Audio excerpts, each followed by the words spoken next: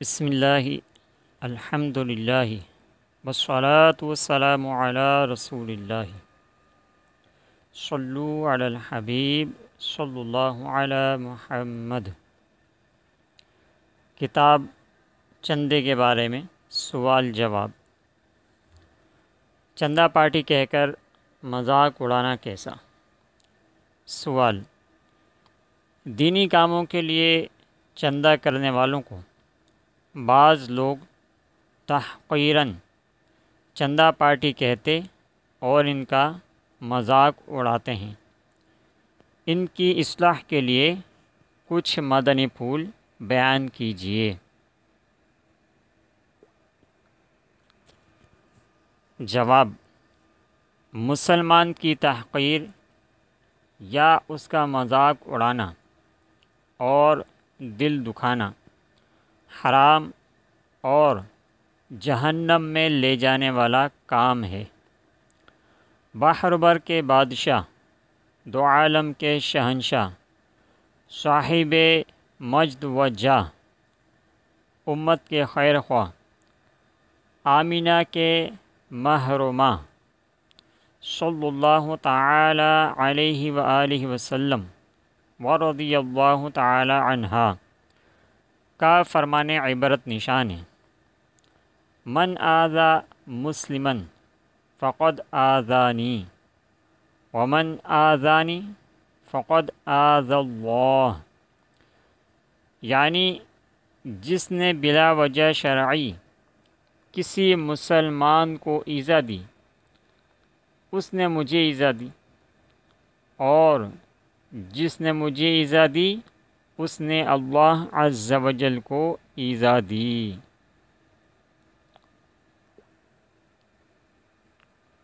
بحوالہ المعجم الاوسط للطبرانی، جلد نمبر 2، صفحہ نمبر 386، حدیث نمبر 3607۔ المعجم الاوسط للطبرانی، والیوم 2، پیج نمبر 386، حدیث نمبر 3607۔ صلو علی الحبیب صلی اللہ علی محمد۔ عبارت میں موجود مشکل الفاظ کے معنی۔ بحر و بر، بحر کہتے ہیں سمندر کو اور بر کہتے ہیں خشکی کو، اور دنیا ان دو ہی مقامات پر مشتمل ہے۔ یا تو دنیا میں سمندر ہے یا پھر خشکی ہے۔ تو بحر و بر کے بادشاہ کے معنی ہوئے سمندر اور خشکی دونوں کے بادشاہ۔ یہاں یہ بھی یاد رکھیں کہ اصل لفظ سمندر ہوتا ہے، یعنی سین پر زبر ہے، میم کے اوپر پیش، نون ساکن ہے اور دال پر زبر ہے۔ سمندر، جہاں پانی ہی پانی ہوتا ہے۔ اگر میم پر زبر پڑا جائے یعنی سمندر، تو اس کے معنی ہوتے ہیں آگ کا کیڑا۔ یہ اللہ پاک کی شان ہے کہ اس نے آگ میں بھی کیڑا پیدا فرمایا ہے۔ آگے ہے صاحب مجد و جاہ۔ مجد کے معنی ہوتے ہیں مرتبہ، منصب، رتبہ، اور جاہ کے معنی بھی منصب ہی ہوتے ہیں۔ تو اب معنی یہ ہوں گے کہ صاحب مرتبہ، صاحب منصب، یعنی بلند رتبے اور اعلیٰ منصب والے۔ آگے ہے مہر و ماہ۔ مہر میم کے نیچے زیر پڑھا جائے تو اس کے معنی ہوتے ہیں سورج، اور ماہ کے معنی ہوتے ہیں چاند، یعنی سیدہ آمنہ رضی اللہ عنہا کے سورج اور چاند۔ صلو علی الحبیب صلی اللہ علی محمد۔ سوال کی وضاحت کچھ اس طرح ہے کہ بعض جگہوں پر بدقسمتی سے ایسا ماحول پایا جاتا ہے کہ لوگ مساجد، مدارس اور دیگر دینی کاموں کے لیے چندہ کرنے والوں کا مذاق اڑاتے ہیں، ان پر ہٹیں کستے ہیں، طرح طرح سے ان کی دل آزاری کرتے ہیں۔ کبھی مساجد کے لیے چندہ کرنے والوں سے کہتے ہیں کہ ہاں بھائی گھر کا خرچ تو اسی سے چل رہا ہوگا، وغیرہ وغیرہ، معاذ اللہ عز وجل۔ تو ایسے لوگوں کی اصلاح کے لیے کچھ مدنی پھول ارشاد فرما دیجیے۔ آگے امیر اہل سنت نے جو جواب ارشاد فرمایا، تو امیر اہل سنت کے عطا کردہ جواب کی وضاحت سننے سے پہلے یہ یاد رکھیے کہ ہم پہلے سن چکے ہیں کہ چندہ کرنا یہ ایک نیک اور ثواب کا کام ہے، اور حدیث پاک سے بھی ایسا کرنا ثابت ہے، اور مساجد، مدارس و دیگر دینی کاموں کے لیے چندہ کرنا یہ بھلائی کی طرف رہنمائی کرنا ہے، اور بھلائی کی طرف رہنمائی کرنے والے کو بھی اتنا ہی ثواب ملتا ہے جتنا کہ بھلائی کرنے والے کو۔ تو جو لوگ اس طرح کے دینی کاموں کے لیے چندہ کر رہے ہوتے ہیں وہ معاذ اللہ عز وجل کوئی ذلیل یا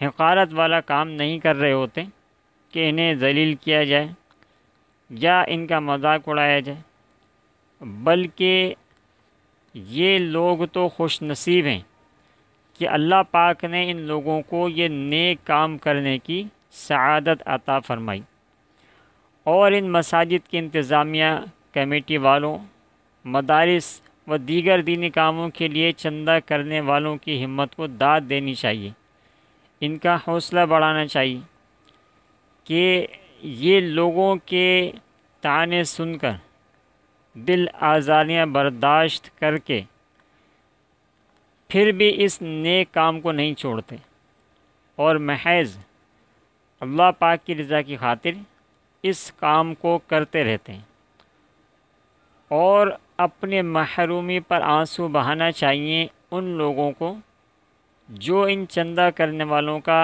مذاق اڑاتے اور ان کی دل آزاریاں کرتے ہیں، کہ اللہ پاک نے اس نیک کام کے لیے ان لوگوں کو منتخب فرمایا، اور یہ مذاق اڑانے والے، دل آزاریاں کرنے والے اس سعادت سے محروم رہے۔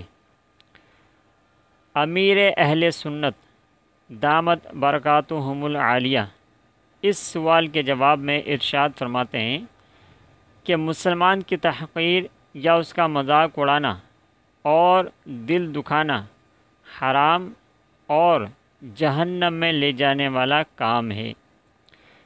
چنانچہ حدیث پاک میں ارشاد فرمایا گیا کہ جس نے بلا وجہ شرعی کسی مسلمان کو ایذا دی اس نے مجھے ایذا دی، اور جس نے مجھے ایذا دی اس نے اللہ عز وجل کو ایذا دی، والعیاذ باللہ عز وجل۔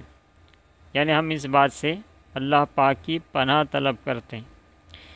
تو کتنی سخت وعید ہے مسلمان کا مذاق اڑانے والوں، ان کی تحقیر کرنے والوں اور ان کا دل دکھانے والوں کے لیے۔ یعنی غور کیجیے کہ کیا کوئی مسلمان، کوئی عاشق رسول ایسا بھی ہو سکتا ہے کہ جو اپنے نبی صلی اللہ علیہ وسلم کو تکلیف پہنچائے؟ ہرگز نہیں، بلکہ ایک عاشق رسول مسلمان تو ایسا کرنے کے بارے میں سوچ بھی نہیں سکتا۔ تو ان مذاق اڑانے والوں اور دل آزاریاں کرنے والوں کو ڈر جانا چاہیے اور اپنے اس فعل سے سچی توبہ کر لینی چاہیے، اور یاد رکھنا چاہیے کہ جس سے نبی مکرم صلی اللہ علیہ وآلہ وسلم ناراض ہو گئے تو وہ کہیں کا نہیں رہے گا، اس کی دنیا و آخرت دونوں تباہ و برباد ہو جائیں گی۔ اللہ پاک ہمیں سمجھنے اور عمل کرنے کی توفیق عطا فرمائے، آمین بجاہ النبی الامین صلی اللہ علیہ وآلہ وسلم۔ یہاں یہ مسئلہ بھی یاد رکھیے کہ عموماً مساجد، مدارس اور دیگر دینی کاموں کے لیے لوگ اپنا وقت نکال کر فی سبیل اللہ ان کاموں کے لیے چندہ کرتے ہیں، جو کہ ایک نیک کام ہے اور باعث ثواب ہے، لیکن اگر شریعت کے مطابق کسی کو اس کام کے لیے اجیر رکھا جائے، یعنی اسے پیسے دے کر یہ کام کروایا جائے تو بھی جائز ہے۔ بہرحال نیت اللہ پاک کی رضا کی ہونی چاہیے۔ صلو علی الحبیب صلی اللہ علی محمد۔